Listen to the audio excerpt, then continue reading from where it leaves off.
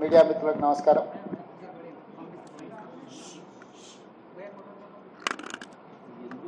నిన్న దేశవ్యాప్తంగా జరిగిన 18వ పార్లమెంట్ ఎన్నికల సందర్భంగా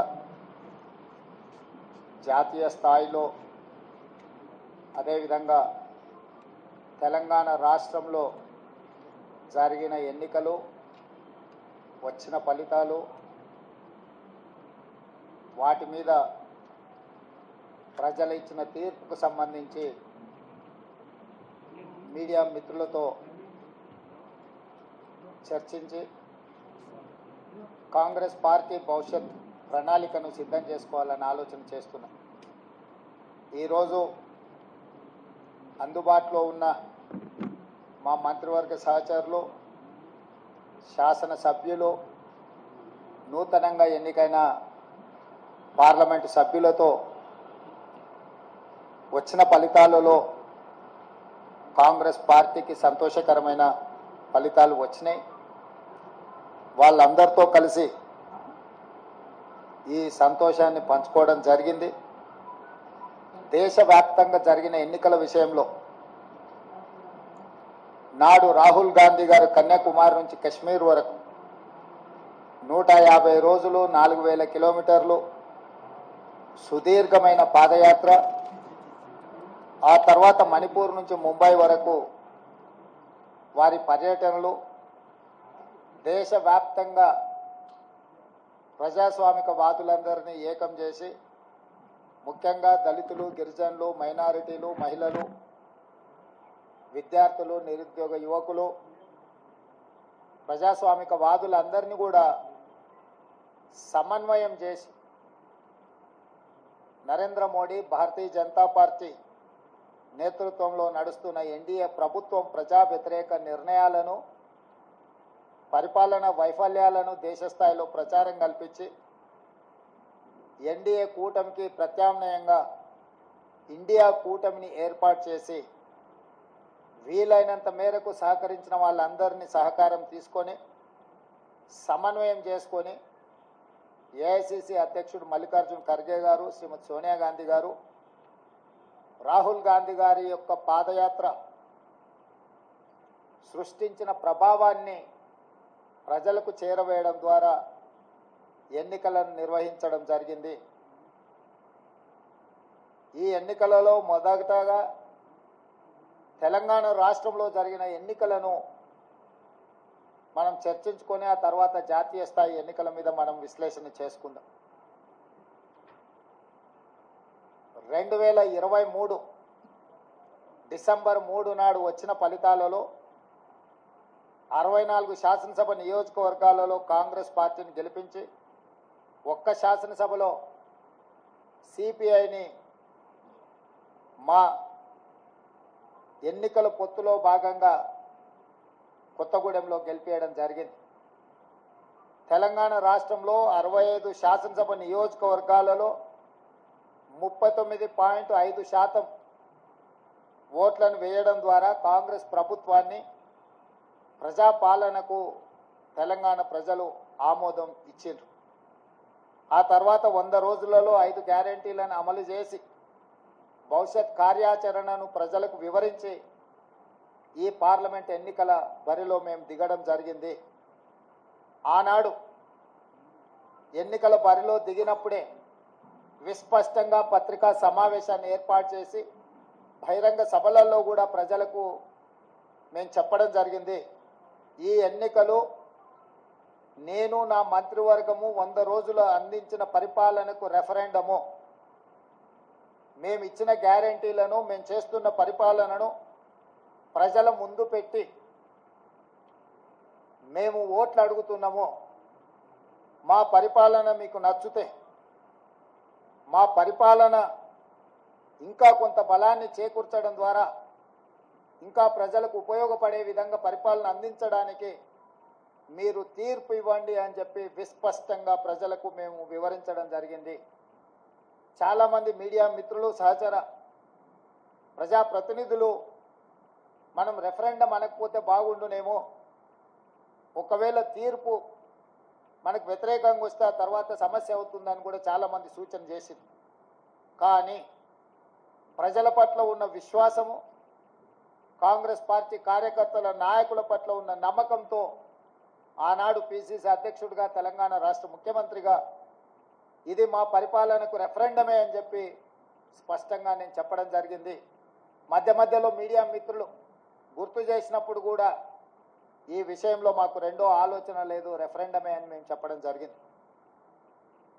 తెలంగాణ రాష్ట్ర ప్రజా పరిపాలన రెఫరెండంగా మేము ఎన్నికలకు వెళ్తే ఈరోజు తెలంగాణ రాష్ట్రంలో వచ్చిన ఫలితాలు, ప్రజలు ఇచ్చిన ఓట్ల శాతం, పార్లమెంట్లతో పాటు అసెంబ్లీలో మాకు వచ్చిన మెజారిటీని మీడియా మిత్రులు ఎలాగూ విశ్లేషిస్తారో మా వైపు నుంచి కూడా మేము ఈరోజు వివరించదలుచుకున్నాము. జరిగిన పార్లమెంట్ ఎన్నికల్లో 17 పార్లమెంట్లకు సంబంధించి ఒక సీటు ఎంఐఎంకి ఇస్తే 16లో 8 పార్లమెంటు నియోజకవర్గాలను కాంగ్రెస్ పార్టీని గెలిపించడం జరిగింది. మరొక 8 భారతీయ జనతా పార్టీ గెలవడం జరిగింది. మా 8 పార్లమెంటు నియోజకవర్గాల ఫలితాలు దాదాపుగా 41% ఓట్లు కాంగ్రెస్ పార్టీకి రావడం జరిగింది. 2023 డిసెంబర్ 3 నాడు వచ్చిన ఫలితాలలో కాంగ్రెస్ పార్టీకి వచ్చిన ఓట్ల శాతము 39.5%. ఈ పార్లమెంట్ ఎన్నికల్లో 100 రోజుల పరిపాలన తర్వాత దాదాపుగా 41% ఓట్లు కాంగ్రెస్ పార్టీకి రావడం జరిగింది. ఓట్ల శాతంలో ప్రజలు రెఫరెండం ద్వారా మా పరిపాలన బాగుందనడమే కాదు, మమ్మల్ని మెచ్చుకొని అసెంబ్లీ ఎన్నికల్లో ఇచ్చిన ఓట్ల శాతానికంటే అధిక ఓట్ల శాతాన్ని ప్రజలు మాకు ఇవ్వడం ద్వారా, ఆశీర్వదించడం ద్వారా మా పరిపాలన పట్ల ప్రజలు సంతృప్తి వ్యక్తం చేసిండ్రు అని చెప్పి నేను భావిస్తున్నాను. అదేవిధంగా 2019 పార్లమెంట్ ఎన్నికల్లో 3 పార్లమెంటు గెలిస్తే ఈ ఎన్నికల్లో మమ్మల్ని 8 పార్లమెంటు సీట్లు గెలిపించడం ద్వారా 8 సీట్లు అధికంగా ఇచ్చి పార్లమెంటులో కూడా మాకు అత్యధికంగా సీట్లు ఇవ్వడం ద్వారా ఓట్లు, సీట్లు కూడా మమ్మల్ని పెంచడం ద్వారా ప్రజలు ఆశీర్వదించారు.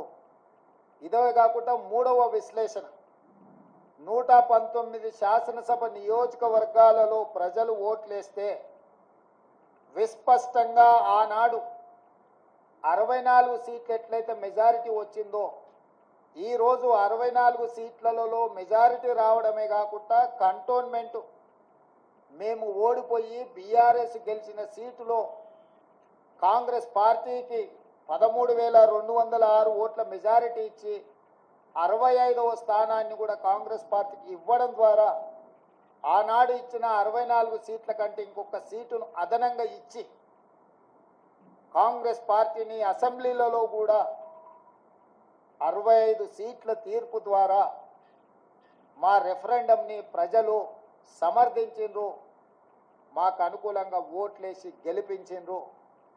కాంగ్రెస్ పార్టీ అధ్యక్షుడిగా, ముఖ్యమంత్రిగా కాంగ్రెస్ పార్టీ ప్రజాప్రతినిధులకు, మంత్రివర్గ సహచరులకు, శాసనసభ్యులకు, రాష్ట్ర స్థాయి నాయకులకు, జిల్లా స్థాయి నాయకులకు, మండల స్థాయి నాయకులకు, మరీ ముఖ్యంగా గ్రామ స్థాయి కార్యకర్తలకు మనస్ఫూర్తిగా కృతజ్ఞతలు, ధన్యవాదాలు తెలియజేస్తున్నా. ఈరోజు వారి శ్రమ వల్ల, వారి కష్టం వల్ల, వారి ప్రయత్నం వల్ల ఓట్ల శాతంలో కావచ్చు, పార్లమెంటు సీట్ల విషయంలో కావచ్చు, శాసనసభ నియోజకవర్గాల వారిగా కాంగ్రెస్ పార్టీకి అత్యధిక మెజారిటీని తీసుకొచ్చి మా కాంగ్రెస్ పార్టీ కార్యకర్తలు ఈరోజు మా గౌరవాన్ని, రాహుల్ గాంధీ గారి నాయకత్వాన్ని నిలబెట్టినందుకు కాంగ్రెస్ పార్టీ తరఫున వారికి నేను సంపూర్ణంగా కృతజ్ఞతలు తెలియజేస్తున్నా. ఇక రెండవది, 8 పార్లమెంట్ సీట్లు గెలిచిన భారతీయ జనతా పార్టీ 2019లో 4 పార్లమెంట్లు గెలిస్తే ఈరోజు 8 పార్లమెంట్లు సీట్లు గెలవడం జరిగింది. వాళ్ళు కూడా వాళ్ళ సీట్లను పెంచుకున్నారు. ఆనాడు 20% ఉన్న ఓట్లను వాళ్ళు ఈరోజు 35%కి పెంచుకోవడం జరిగింది. అంటే ఈ రాష్ట్రంలో భారతీయ జనతా పార్టీ కూడా ఓట్లు, సీట్లు పెరగడం జరిగింది. అయితే ఇందులో వాళ్ళ ఓట్లు సీట్లు పెరగడానికి వాళ్ళ నాయకత్వాన్ని సమర్థించేదానికంటే బీజేపీని గెలిపించడానికి బీఆర్ఎస్ నాయకులు ఆత్మ బలిదానం చేసుకొని అవయవాలను త్యాగం చేసి అవయవ దానం చేసి ఈరోజు బీజేపీని గెలిపించడం జరిగింది. బీజేపీ గెలిచిన 8 పార్లమెంటు నియోజకవర్గాలలో బీఆర్ఎస్ 7 సీట్లల్లో డిపాజిట్లు కోల్పోయింది.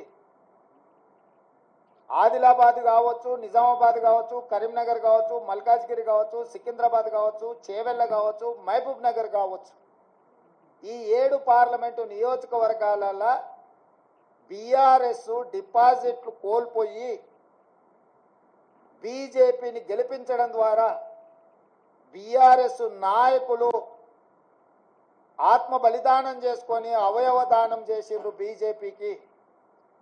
ఈ విషయం నేను ఈరోజు చెప్పడం లేదు. ఎన్నికల ప్రక్రియ మొదలైనప్పుడే స్పష్టంగా పార్లమెంటు నియోజకవర్గాల వారీగా బలహీనమైన అభ్యర్థులను పెట్టి బీఆర్ఎస్ శ్రేణులను బీజేపీకి పని చేపిస్తున్నాడు చంద్రశేఖరరావు అని చెప్పి నేను స్పష్టంగా నిర్దిష్టమైన ఆరోపణ చేసిన. నేను నిర్దిష్టమైన అంశాలను ప్రస్తావించినప్పుడు బీఆర్ఎస్ నాయకులు వితండవాదం చేసిండ్రు, నా మీద వాళ్ళు మాటల దాడి చేసిండ్రు. ఇవాళ ఇంకొక విషయం, అత్యంత కీలకమైన అంశం నేను ఇప్పుడు ప్రస్తావించదలుచుకున్నా.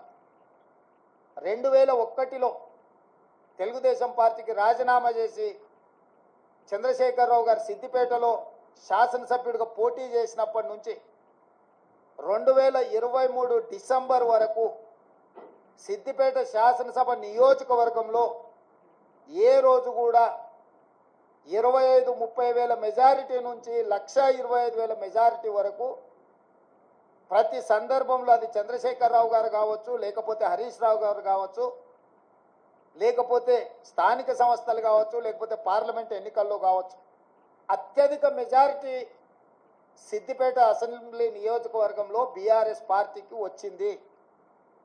కానీ ఈ పార్లమెంట్ ఎన్నికల్లో హరీష్ రావు గారు సిద్దిపేటలో పూర్తి తన ఓట్లను బీజేపీకి బదిలీ చేసిండు. ఇవాళ బీజేపీ రఘునందన్ రావు గారికి 63,000 పైచిలకు ఓట్లు వస్తే బీఆర్ఎస్కు 65,000 ఓట్లు మాత్రమే వచ్చినాయి. ఈరోజు బీఆర్ఎస్ మెజారిటీ సిద్దిపేటలో 2,500 ఓట్లు మాత్రమే. అంటే ఇప్పటి వరకు సిద్దిపేట నియోజకవర్గం మీద పూర్తి ఆధిపత్యాన్ని పట్టును ప్రదర్శించిన బీఆర్ఎస్, కేసీఆర్, హరీష్ ఇద్దరు బీఆర్ఎస్ ఓట్ల మొత్తాన్ని బీజేపీకి రఘునందన్ రావుకు బదిలీ చేయడం ద్వారా ఈరోజు మెదక్లో కాంగ్రెస్ పార్టీని ఒక బలహీన వర్గాల అభ్యర్థిని ఓడించడం జరిగింది. మాకు కేవలం సిద్దిపేటలో వచ్చిన మైనస్ వల్లనే ఈరోజు దాదాపుగా మేము మెదక్ పార్లమెంట్ సీటును ఓడిపోవడం జరిగింది. అంటే బీఆర్ఎస్ను నమ్మి నిలబడ్డ వెంకట్రామరెడ్డిని నమ్మించి మోసం చేయడమే కాకుండా కాంగ్రెస్ పార్టీని ఓడించాలా, కాంగ్రెస్ పార్టీ అంటేనే ఏవగింపు లేకపోతే కోపము ప్రదర్శించి ఆత్మ బలిదానం చేసుకొని అవయవ మార్పిడికి పాల్పడి ఈరోజు బీజేపీని గెలిపించారు. 7 పార్లమెంట్లలో ఆనాడు 37.5% ఓట్లు తెచ్చుకున్న బీఆర్ఎస్ ఈరోజు 16.5% ఓట్లకు పడిపోయింది రాష్ట్ర వ్యాప్తంగా. అంటే దాదాపుగా 22% ఓట్లు బీఆర్ఎస్ ఓట్లు బీజేపీకి బదిలీ చేసిండ్రు. 2023 శాసనసభ ఎన్నికలలో బీజేపీకి 13% ఓట్లు వచ్చినాయి. ఈ పార్లమెంట్ ఎన్నికల్లో 35.5% ఓట్లు వచ్చినాయి. సరిగ్గా బీజేపీ ఓట్లు 22.5% పెరిగితే బీఆర్ఎస్ ఓట్లు 37.5% నుంచి 16.5%కి పడిపోయినాయి అని అంటే సరిగ్గా 21%, 22% ఓట్లు బీఆర్ఎస్ వాళ్ళు బీజేపీకి బదిలీ చేసిండ్రు. తద్వారా 8 పార్లమెంటులల్లా బీజేపీ గెలిచింది. 8 పార్లమెంట్లల్లో బీఆర్ఎస్ డిపాజిట్లు గల్లంతైనాయి. ఒక్క మెదకులో ఓడిపోయిన దాంట్లో మాత్రమే వాళ్ళకి డిపాజిట్ వచ్చింది. బీజేపీ గెలిచిన 8 సీట్లల్లో 7 సీట్లు బీఆర్ఎస్ తన ఉనికిని తన డిపాజిట్లను కోల్పోవడం ద్వారా బీజేపీని గెలిపించింది. ఈరోజు పోతూ పోతూ చస్తూ ఇవాళ బీజేపీని గెలిపించే ప్రయత్నం ఈ రాష్ట్రంలో బీఆర్ఎస్ చేసింది. చంద్రశేఖరరావు, హరీష్, కేటీఆర్ చేసిండ్రు. మొన్న జరిగిన శాసనసభ ఎన్నికల్లో 39 ఎమ్మెల్యే స్థానాలలో బీఆర్ఎస్ గెలవడం జరిగింది. ఈ ఎన్నికల్లో 119లో కేవలం 3 సీట్లలోనే మెజారిటీ వచ్చింది బీఆర్ఎస్. అది సిరిసిల్ల, సిద్దిపేట, గజ్వేల్. అంటే ఈ రాష్ట్రంలో బీఆర్ఎస్ నాయకుల యొక్క ఆత్మగౌరవాన్ని, బీఆర్ఎస్ యొక్క శాసనసభ్యుల ఆత్మగౌరవాన్ని బీజేపీకి కేసీఆర్, కేటీఆర్, హరీష్ రావు తాకట్టు పెట్టిండ్రు. పూర్తిగా ఓట్ల బదలాయింపు, పూర్తిగా ఎన్నికల ఫలితాలను బీజేపీకి అనుకూలంగా మార్చి ఈరోజు కేసీఆర్ కుటుంబము రాజకీయ అరాచకానికి పాల్పడ్డారు. ఇది తెలంగాణ సమాజం అంతా గమనించాలి. ప్రజాస్వామికవాదులు, సెక్యులర్ ఫోర్సెస్ అందరూ కూడా ఈరోజు ఈ అంశాన్ని గమనించాలి అని చెప్పి కాంగ్రెస్ పార్టీ కోరుతున్నది. ఈ రకంగా ఈ తెలంగాణ రాష్ట్రంలో తనంతల తానే అంతర్ధానం అయిపోయి ఈరోజు బీజేపీని గెలిపించడానికి చంద్రశేఖరరావు గారు ఒక దురాగతానికి పూనుకున్నాడు అని అంటే ఈరోజు మనం అర్థం చేసుకోవాలి. కేటీఆర్ గారు నిన్న అంటున్నారు ఫినిక్స్ లాగా మనం ఇప్పుడు బూడిదైన నాయన మళ్ళీ పుట్టేది ఏం లేదు, ఇక బూడిదే మీకు మిగిలింది. ఆ బూడిద తీసుకెళ్ళి మీ బావకు మీ నాయనకి ఇద్దరికి బుయ్యి ముఖానికి సరిపోతుంది, గాడికి మీ కథ సుఖాంతం అయిపోతుంది. చరిత్రలో ఆ పార్టీ పుట్టినప్పటి నుంచి ఈ రోజు వరకు పార్లమెంటులో ప్రాతినిధ్యం లేకుండా ఉన్నది ఇది మొదటిసారి.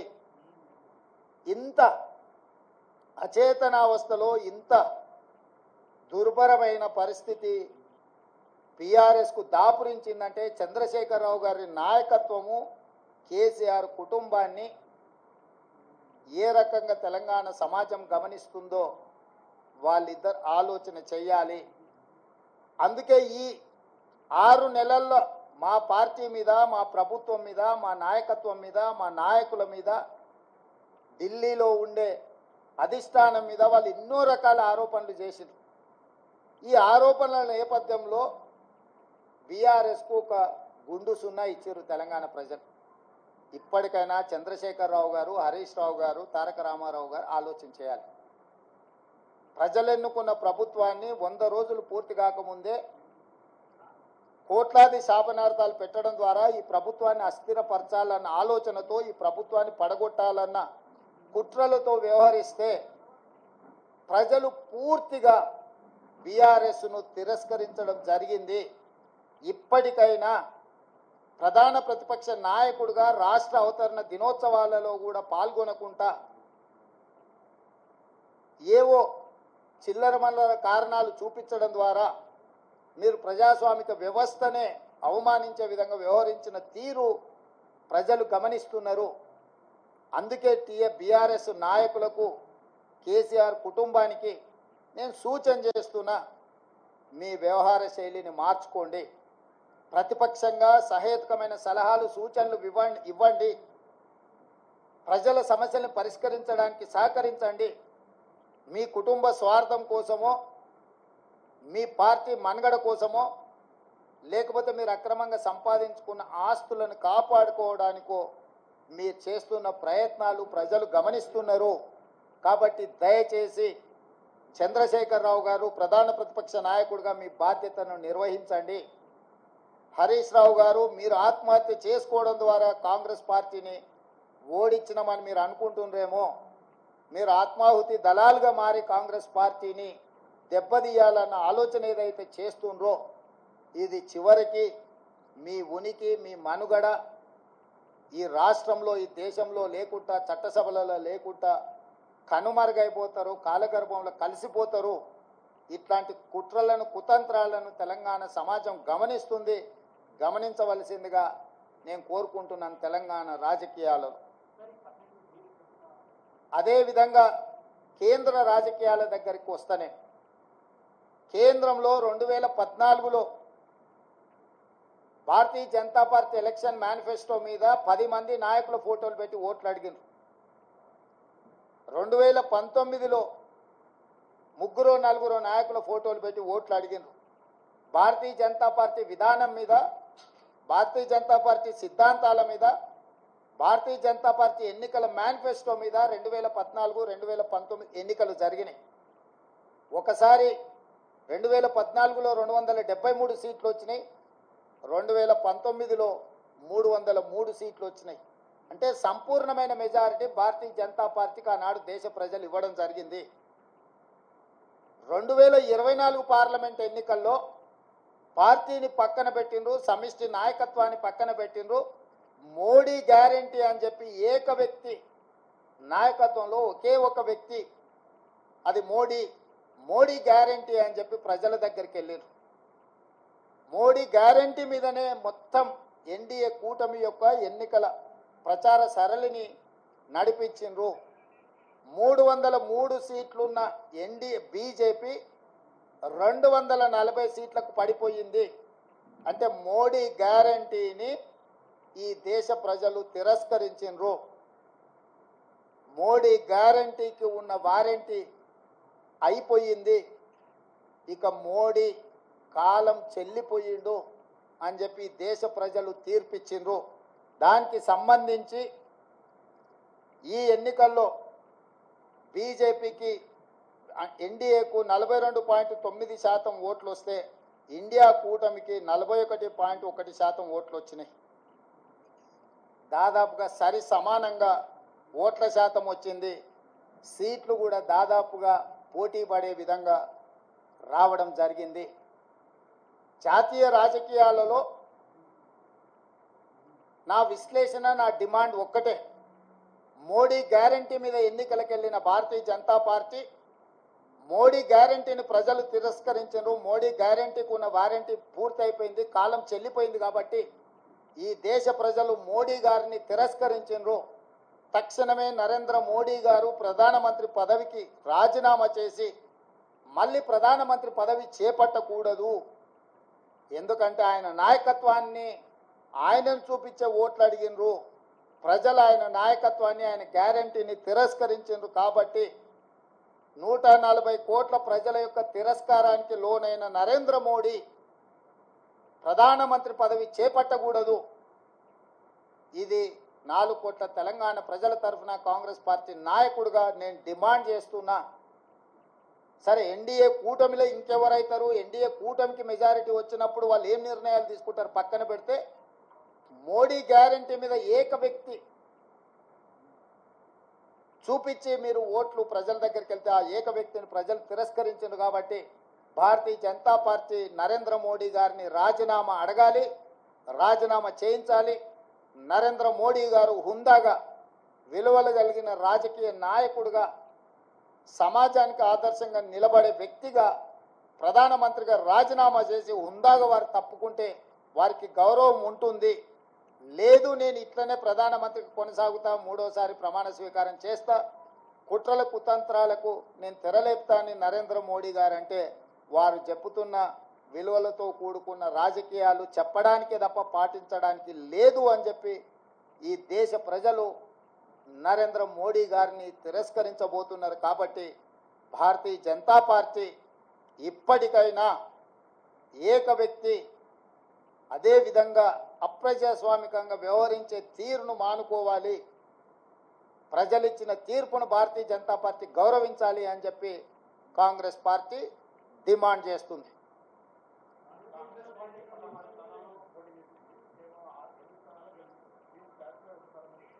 కాంగ్రెస్ పార్టీ 17 స్థానాలలో పోటీ చేసింది, 16 కాదు. 17 ఇట్లలో 8 సీట్లలో గెలిచినాము.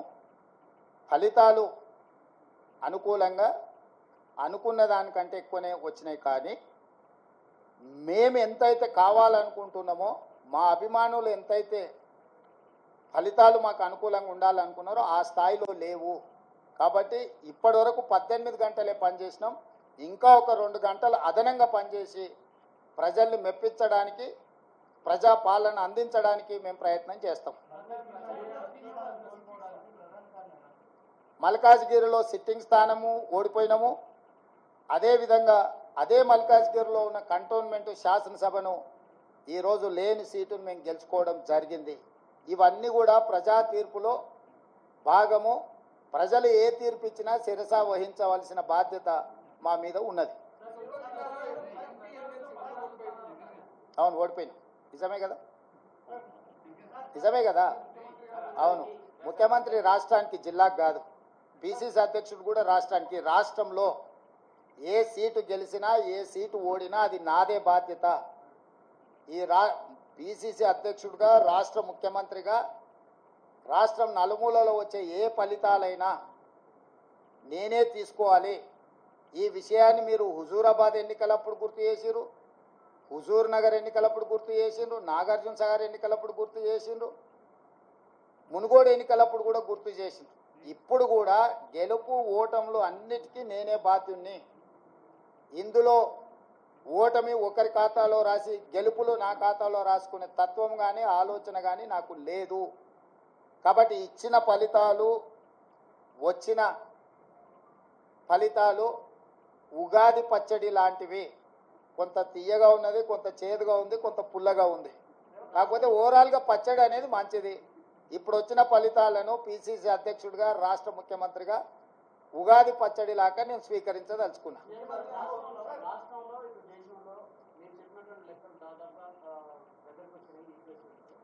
మీరు మరింత ప్రచారం అంటే ఈ రిజర్వేషన్ అంశంలో రాజ్యాంగం గురించినటువంటి అంశం మరింత దేశంలోకి తీసుకెళ్ళకపోవడానికి తెలంగాణ ఎన్నికలు అయిపోవడానికి మీరు ఇక్కడ ఉండి కూడా కారణం.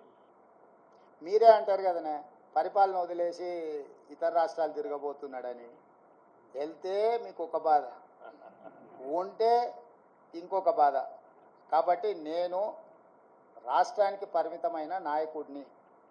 నేను పిసిసి అధ్యక్షుడిని, నేను ముఖ్యమంత్రిని. ఎన్నికల అధ్యక్షుడిగా ఎన్నికలు ఇక్కడనే నిర్వహించిన, ముఖ్యమంత్రిగా నేను ఇక్కడనే ఉండి పరిపాలనను గాడిలో పెట్టే ప్రయత్నం చేసిన. వర్షానికి తడిచిపోయిన ఒడ్లు కొనుగోలు కావచ్చు, లేకపోతే మొలకెత్తిన ఒడ్లను కొనుగోలు విషయంలో కావచ్చు, విత్తనాల విషయంలో కావచ్చు, విద్యుత్ విషయంలో కావచ్చు, అకాల వర్షాలను ఎదుర్కోవడం విషయంలో కావచ్చు, రైతు రుణమాఫీకి సంబంధించిన అంశాలను సమీక్షించడంలో కావచ్చు, రాష్ట్ర ప్రజల యొక్క సమస్యలు పరిష్కరించడమే నా మొదటి ప్రాధాన్యత.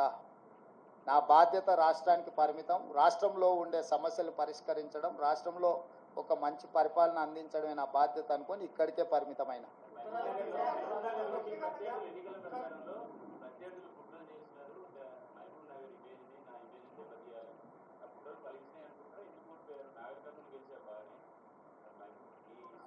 అవును, నా సొంత గ్రామం వచ్చేసి అచ్చంపేట, నల్లమల్ల అడవి. మీకు అందరికీ తెలుసు. కానీ నేను ముందే చెప్తున్నా మొదటి నుంచి, మా గ్రామంలో మొత్తం ఆ పార్లమెంట్లో ఉన్న దాంట్లో ఒక బూత్లో హైయెస్ట్ మెజార్టీ మా సొంత గ్రామంలో వచ్చింది. మల్లురవి గారు ఎంత మెజారిటీ మా గ్రామంలో 1100 ఓట్లు వచ్చినాయంట. సో నేనేమంటున్నానంటే నా గ్రామము, నా ఊరు కాదు. కరెక్ట్. అందుకే సిట్టింగ్ ఎంపీ సీటున డిపాజిట్ కోల్పోయి టీఆర్ఎస్ ఓట్లు బదిలీ చేసింది. నేను చెప్పింది కుట్ర అదే. ఆ కుట్ర ఆ రోజు చెప్పినప్పుడు మీరు రేవంత్ రెడ్డి ఏదో బాధపడుతున్నాడు, రేవంత్ రెడ్డి ఏదో ముందే ఓటమిని అంగీకరించి మాట్లాడుతున్నాడని మీరే విశ్లేషణలు చెప్పారు లైవ్లల్లా. ఇప్పుడు నిజాం తేలింది కదా, మహబూబ్నగర్లో డిపాజిట్ పోయింది, చేవెళ్ళలో డిపాజిట్ పోయింది, సికింద్రాబాద్లో డిపాజిట్ పోయింది, మల్కాజ్గిరిలో డిపాజిట్ పోయింది, కరీంనగర్లో డిపాజిట్ పోయింది, నిజామాబాద్లో డిపాజిట్ పోయింది, ఆదిలాబాద్లో డిపాజిట్ పోయింది బీఆర్ఎస్ నాయకులకు. నేను చెప్పింది అదే కదా. వీళ్ళు పూర్తిగా ఓట్లు బదిలీ చేసి బీజేపీని గెలిపించడానికి బీఆర్ఎస్ కార్యకర్తల ఆత్మగౌరవాన్ని, నాయకులను బలిస్తున్నాడు అని చెప్పిన. ఇప్పుడు కూడా నేను విజ్ఞప్తి చేస్తున్న బీఆర్ఎస్ ఎమ్మెల్యేలకు, at the cost of your position KCR బేరసారాలు చేసుకుంటున్నాడు బీజేపీ తోటి. ఇప్పటికైనా మీరు ఆలోచన చేసి, అదేమో అంటారు కదా, ఆత్మ ప్రబోధానుసారము మీరు నిర్ణయాలు తీసుకోండి.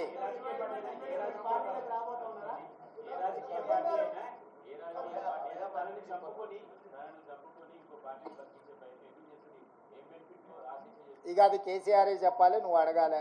కేసీఆర్ అవయవదానం చేసిండు బీజేపీకి. ఆయన ఆత్మహత్య చేసుకోవడం ద్వారా ఆయన కిడ్నీలు, ఆయన కండ్లు ఇవన్నీ మోడీకి బదిలీ చేసిండు. ఆ బెనిఫిట్ ఏందో బెయిలా లేకపోతే ఇంకేదన్నా అక్రమ సంపాదన అనేది మీరు విశ్లేషించాలి. మీరు ఎందుకు అన్నీ నేనే చెప్తే మీరెందుకు? రఘు రఘు చెప్పండి. ప్రభుత్వాన్ని కూల్చే కుట్ర అన్నది ఎలక్షన్స్ ముందు చాలా పెద్ద ఎత్తున చర్చ జరిగింది. మీరు కూడా చాలా బహిరంగ సభలో దీన్ని ప్రధాన అస్త్రంగా వాడుతున్నారు. కేంద్రంలో వచ్చిన ఇప్పుడున్న మెజారిటీ, మీకున్న మెజారిటీ, రాష్ట్రంలో మీకు వచ్చిన సీట్లు, ఇంకా అదే అనుమానంతో మీరు ఆందోళన డెఫినెట్గా ఆ దిశగా కేసీఆర్ నిరంతరం ప్రయత్నం చేస్తుంటూనే ఉంటాడు. కేసీఆర్ ఉన్నంత కాలము కుట్రలు కుతంత్రాలు ఉండనే ఉంటాయి. ఎప్పటికప్పుడు తెలంగాణ ప్రజలు అప్రమత్తంగా ఉండాల్సిన అవసరం ఉంది. కేసీఆర్ రాజకీయ జూదగాడు. జూదం అనేది కేసీఆర్ మానడు. సర్వం ఒడ్డైనా జూదమే ఆడతాడు కేసీఆర్. రాజకీయ జూదగాడైన కేసీఆర్ తెలంగాణ రాష్ట్ర రాజకీయ ముఖ చిత్రంలో ఉన్నంత కాలం ఈ కుట్రలు కుతంత్రాలు కొనసాగుతూనే ఉంటాయి.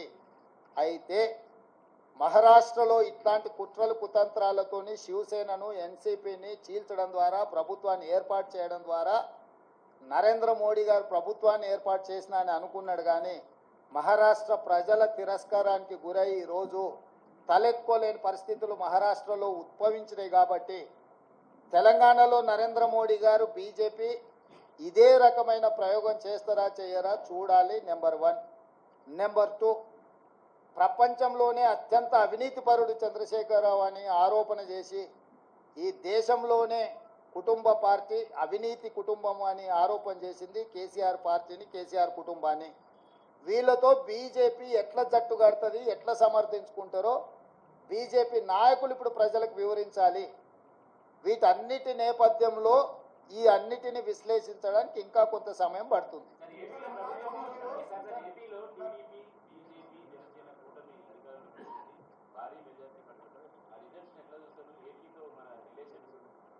ఎన్నికల ఫలితాలను ఎట్లా చూస్తాం చారి? ఎన్నికల ఫలితాల రకంగానే చూస్తాము, ప్రజా తీర్పు పరంగానే చూస్తాము. దాంట్లో వేరే రకంగా చూడడానికి ఏముంది?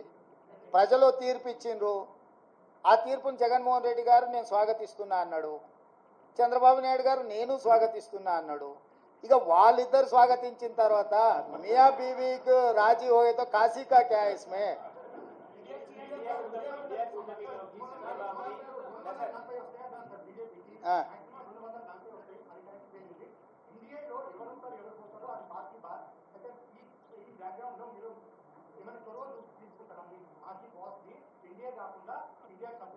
నీ సూచన ఏంది రాహుల్? ఏం చేస్తే బాగుంటుంది?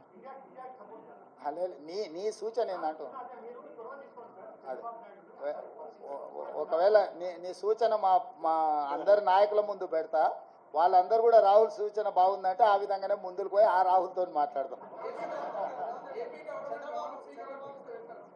ఏ ప్రభుత్వమైనా ఏర్పడినప్పుడు, ఆహ్వానించినప్పుడు పార్టీలో చర్చించి నిర్ణయం తీసుకుంటాం. వ్యక్తిగా నేను నిర్ణయాలు తీసుకోవడానికి ఉండదు. పార్టీ సూచనల మేరకే నేను వ్యవహరించాల్సి ఉంటుంది. ఇది సిద్ధాంతపరంగా, రాజకీయ పరంగా పార్టీ తీసుకోవాల్సిన నిర్ణయము. ఏ ప్రభుత్వం ఏర్పడ్డా స్నేహపూర్వకమైన వాతావరణంలో సమస్యలు పరిష్కరించుకుంటామని నేను ముందే చెప్పిన. ఈరోజు కూడా నేను ఆ మాటకు ఉన్నా. ఆంధ్రప్రదేశ్లో ఏ ప్రభుత్వం ఏర్పడ్డా ఆ ప్రభుత్వంతో సంప్రదింపులు చేపట్టి రాష్ట్ర సమస్యల్ని శాశ్వతంగా పరిష్కరించుకుంటాము. ఉమ్మడి క్యాపిటల్ చట్టపరంగానే సమస్య పరిష్కారం అయిపోయింది. హైదరాబాద్ నగరం ఇప్పుడు తెలంగాణకు రాజధాని. అంటే ఒక కీలకమైన సమస్య ఆల్రెడీ చట్టపరంగా పరిష్కారం అయింది. మిగతా ఆస్తుల పంపకాలకు సంబంధించి, నీటి పంపకాలకు సంబంధించి ఉన్న సమస్యల్ని తప్పకుండా కూర్చుంటాం, చర్చించుకుంటాం, పరిష్కరించుకుంటాం. మాకేం బేసిజాలు లేవు. రాష్ట్రం యొక్క అభివృద్ధి, రాష్ట్రం యొక్క అభ్యున్నతి కోసము ఎవరితోనైనా చర్చించడానికి మేము సిద్ధంగా ఉన్నాం, పరిష్కరించుకుంటాం. ఏం ప్రభాకర్?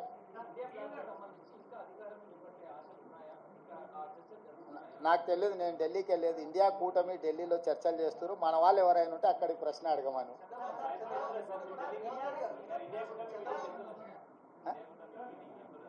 ఇండియా కూటమిలో జాతీయ నాయకులు, ఆ కూటమిలో ఉన్న వివిధ భాగస్వాములనే ఇప్పటికి పిలిచిండ్రు. ఇంతవరకు అయితే ఆహ్వానం రాలేదు. ఏదైనా ఢిల్లీకి సూచన చేస్తే మీరు తప్పకుండా వెళ్తారు. క్యాబేసి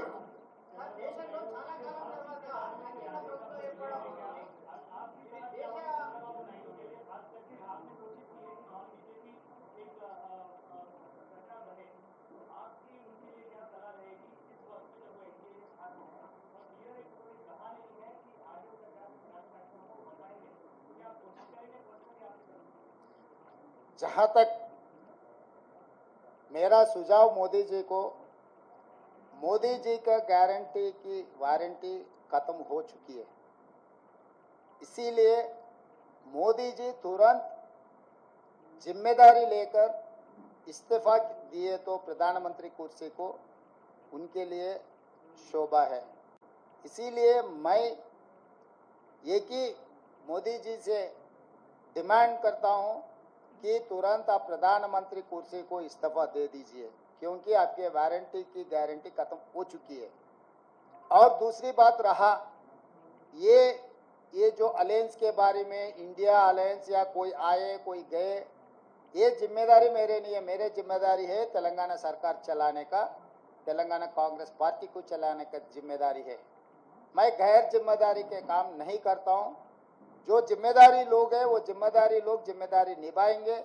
वो यहाँ पर चर्चा नहीं होगी, दिल्ली में होगी। आपको कुछ भी अगर ऐसा ही कुछ संशय रहा तो मुझे पूछो, मैं दिल्ली में फिर पूछ लेके फिर वापस बोलूंगा। मैं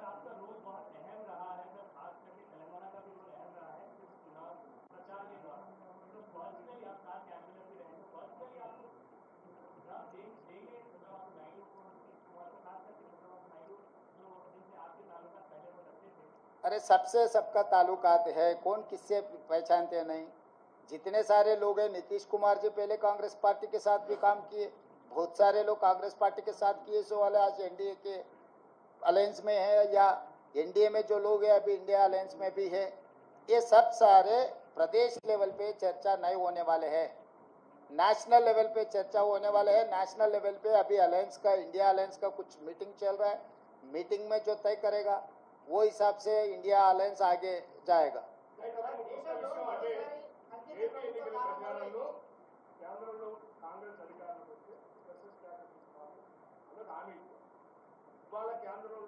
అధికారులు ఎన్డీఏ ఓటమి అటువంటి ఆఫర్ ఏమన్నా చంద్రబాబు ఇచ్చి మేము మా దాంట్లో చేరితే మీరు అనుకుంటున్న తెలంగాణ ఆంధ్రప్రదేశ్ ప్రజలకి మెసేజ్ ప్యాకెట్ ఇస్తాం. నిన్న రాహుల్ గాంధీ గారి పత్రికా సమావేశం చూస్తే మీకు అందరికి స్పష్టత వచ్చి ఉండాలి. ఆంధ్రప్రదేశ్ రాష్ట్రానికి ప్రత్యేక హోదా మా మన్మోహన్ సింగ్ గారు ఇచ్చిండ్రు. మన్మోహన్ సింగ్ గారు ఇచ్చిన మాటకు, పార్లమెంటులో చేసిన చట్టానికి కాంగ్రెస్ పార్టీ కట్టుబడి ఉన్నదని రాహుల్ గాంధీ గారు విస్పష్టంగా ఆంధ్రప్రదేశ్కు హామీ ఇవ్వడం జరిగింది. ఇది చట్టబద్ధతతో కూడుకున్న హామీ, ఎన్నికల హామీ కాదు. అది 2014లోనే రాష్ట్ర పునర్విభజన చట్టంలో నాటి ప్రధానమంత్రి మన్మోహన్ సింగ్ గారు ఆంధ్రప్రదేశ్కు ప్రత్యేక హోదా ఇస్తామని చెప్పడం జరిగింది. నిన్న జరిగిన రాహుల్ గాంధీ గారు, మల్లికార్జున్ ఖర్గే గారు పత్రికా సమావేశంలో రాహుల్ గాంధీ గారు ఈ అంశాన్ని పునరుద్ఘాటించిండ్రు. మేము కట్టుబడి ఉన్నాము అని. ఎవరికైనా ఎలాంటి శశబిషలు, అనుమానాలు అక్కర్లేదు. ఆనాడు పార్లమెంటులో చేసిన చట్టానికి కాంగ్రెస్ పార్టీ కట్టుబడి ఉంది.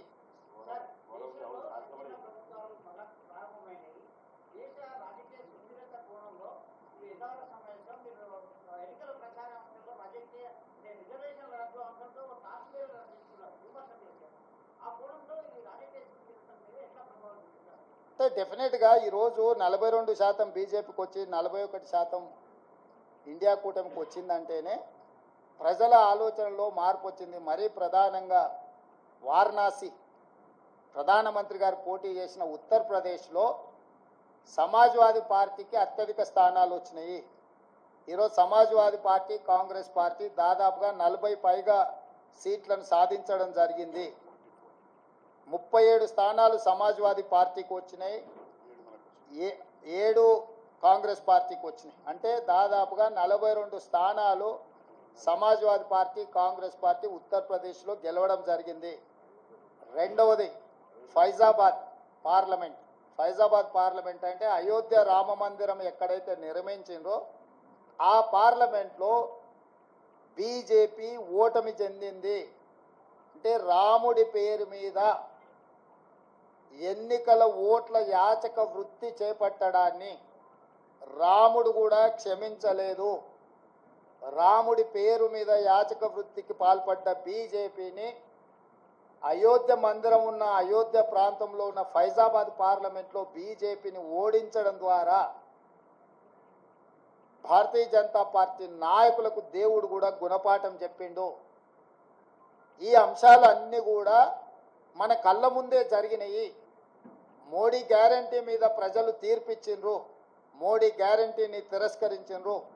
రాముడి తలంబ్రాల పేరు మీద ఓట్లు కొల్లగొట్టాలని చూస్తే రామ మందిరం నిర్మించిన అయోధ్య ఉండే పార్లమెంటు నియోజకవర్గం ఫైజాబాద్లోనే బీజేపీని ఓడించడం జరిగింది, ప్రజలు తిరస్కరించడం జరిగింది. కాబట్టి దేవుడి పేరు మీద ఓట్లు పొందాలన్న దురాశ బీజేపీకి మంచిది కాదు. ఇవన్నీ కూడా ప్రజలు ఇచ్చిన తీర్పు. ఈ తీర్పును దృష్టిలో పెట్టుకొని మనం అందరం కూడా భవిష్యత్ కార్యాచరణను నిర్ణయించుకోవాలి.